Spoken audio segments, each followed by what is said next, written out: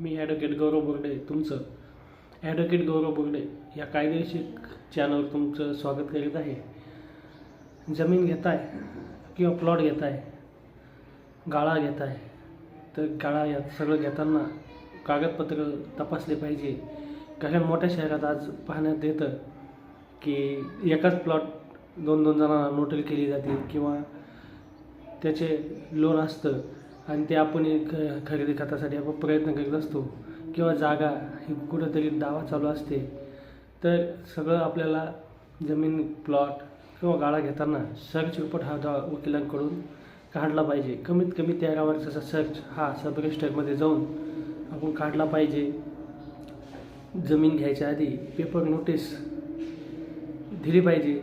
Paper नोटीसमध्ये कोणाची काही अडचण असाल, वाली वारस असतील किंवा कधीकधी त्याला वारस असतात, तो एकच त्याच्या नावावर असल्याचा गैरफायदा घेऊन ती जमीन तो विकण्याचा प्रयत्न करीत असतो. अशा वेळेस पेपर नोटीस देणं काय उत्तम असते.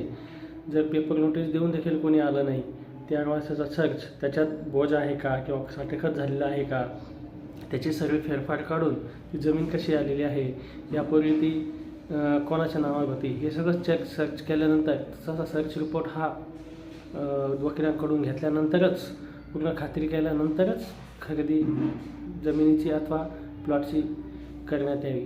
त्याच्यामुळं आपण जर तसे न केल्यास आपल्या आर्थिक नुकसान होऊ शकतं व परिणामी आपल्याला कोर्टाचे हेलपाटेसुद्धा मारावं लागू शकतात. त्यामुळे कधीही जमीन घेताना सर्च रिपोर्ट व त्या गुन्हे फेरफार सगळं अवलोकन केल्यानंतरच सदरची खरेदी करावी. अशा नवीन माहितीसाठी तुम्ही माझ्या चॅनल ॲडव्होकेट गौरव बोर्डे याला सबस्क्राईब करण्यास विसरू नका आणि बेल आयकॉनला दाबण्यास विसरू नका. जय हिंद, जय महाराष्ट्र. आणि अजून काही मित्रांना असं वाटत असेल का काही अजून कोणत्या विषयावर माहिती पाहिजे असेल तर तुम्ही कमेंट बॉक्समध्ये मला सांगू शकतात. आजची जो माहिती आहे ही मला कमेंट बॉक्समध्ये झाली होती. जागेबद्दलच्या विषयाबद्दल तुम्ही माहिती द्या, त्याप्रमाणे मी आज माहिती सादर तुमच्यासमोर करीत आहे. जय हिंद, जय महाराष्ट्र.